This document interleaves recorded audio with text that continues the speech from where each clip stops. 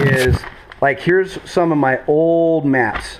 This of Lake Mead, and I mean, you could see the miles, all these red spots and marks, and the long, I mean, 15 miles of shoreline going everywhere. I mean, everything, even in Bonelli Bay. I mean, fishing all of Bonelli Bay, fishing everything out of the Narrows, coming across. Through the years, I have fished every square inch of these coves, and you have to fish these coves. One year they might be in there because the plus values.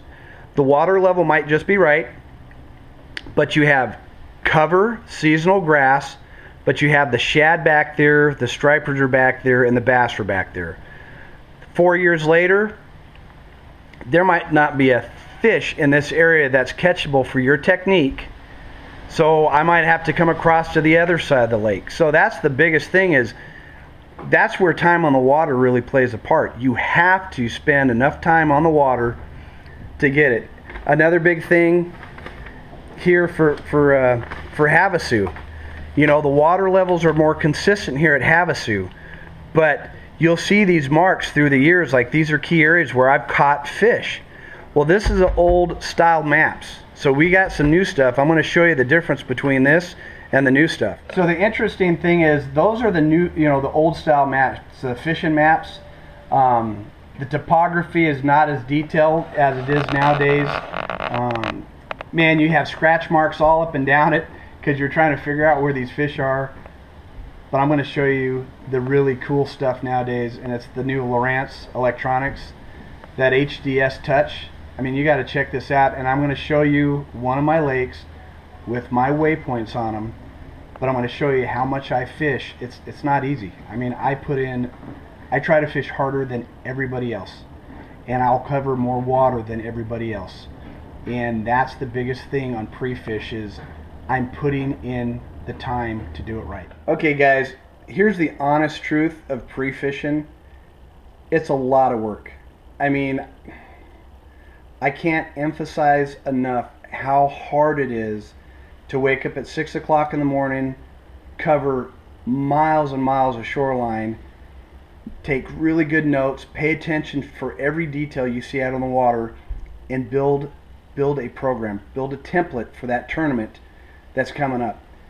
I'm going to show you my way spots. I'm going to show you last year, my partner and I, we did pretty good, and we were in the top 10 for winning a boat last year at Havasu, and I'm going to show you the exact way spots right now on my Lowrance HDS 12, but I'm going to show you what I did in 3 to 4 days of pre-fish and how much we fished and what we looked for. Okay guys, you're getting to see an absolute, here it is.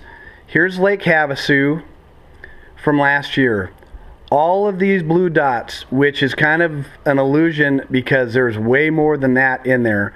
This is what I put in last year in 4 days of fishing. And we're going to zoom in a little bit, and I'm going to show you one area. All these numbers here are all spots that I either found good structure, cover elements, or fish. And this is all the areas. I mean, everything from these coves back down these lakes. We're looking at numbers and numbers and areas of fishing. And I'll show you, this is the start, and I'll give you one example of what I did last year on pre-fish. We started over here on the back side. I started last year, the first day of pre-fish. I started here at Cattail Cove. I put the trolling motor down, and I covered every inch of this shoreline.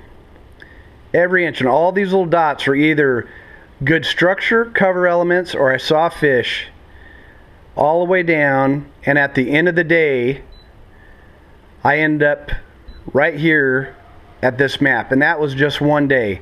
The second day, I came up, I started on the back side of where I left from Cat Cove over to Black Meadow Island. We started there, and I fished every square inch of this shoreline all the way down